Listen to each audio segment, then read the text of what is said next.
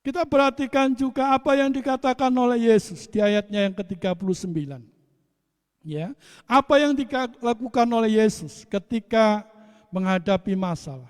Ia bangun menghardik angin itu. Ia bangun menghardik angin itu. Inilah Tuhan kita. Tuhan yang mengerti dan peduli. Walaupun dia tidur, dia tahu, dia peduli apa keadaan kita. Dia langsung bertindak, langsung bekerja, turut bekerja dalam segala hal di tengah-tengah kehidupan bangsa, gereja, keluarga, pendidikan, dan bisnis kita. Tuhan bertindak, Tuhan turut bekerja, mendatangkan kebaikan bagi setiap orang yang percaya kepadanya. Dan yang ketiga, apa yang dilakukan oleh Yesus? Dikatakan dalam ayat 39 itu. Berkata kepada danau, diam, tenanglah. Diam, tenanglah. Kata ini luar biasa bagi saya. 2 kata saja, tetapi sangat memberkati saya pribadi.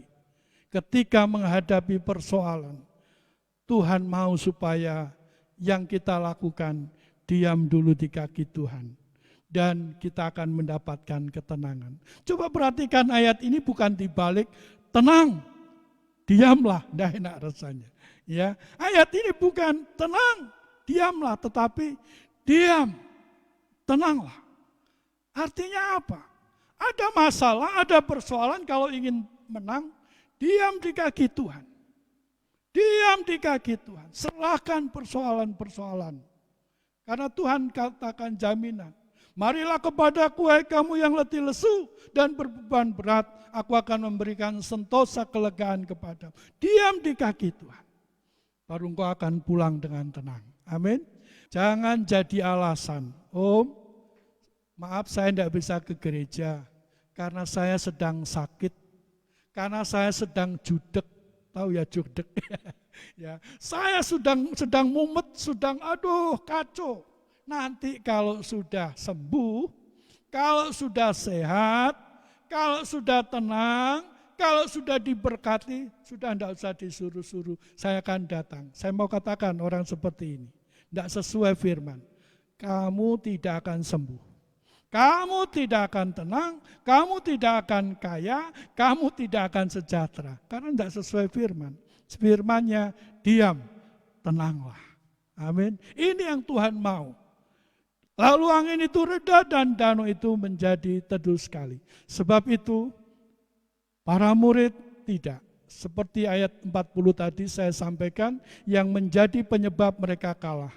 Ya, yaitu tanda mereka kalah. Mereka takut, mereka tidak percaya, dan mereka takut. Ini pasangan sejoli. Di mana ada takut, di mana tidak percaya berarti dia takut. Di mana dia bimbang berarti tidak percaya. Jadi ukurannya gampang saja.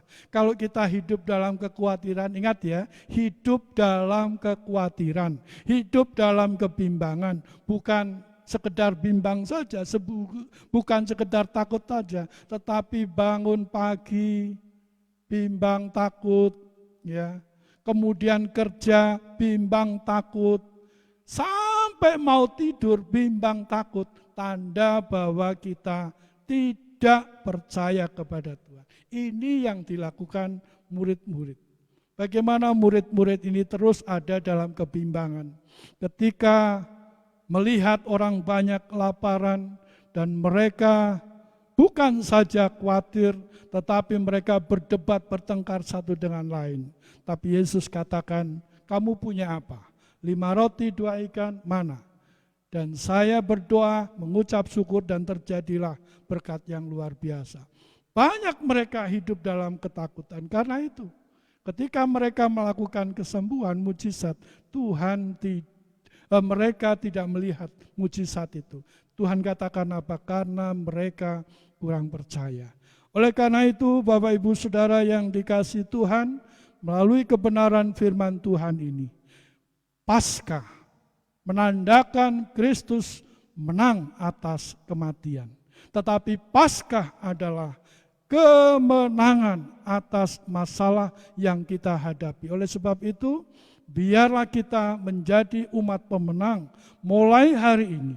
Dimanapun kita ada, sebagai apapun kita, Tuhan memberikan kemenangan melalui kebangkitan Tuhan. Tuhan memberkati kita.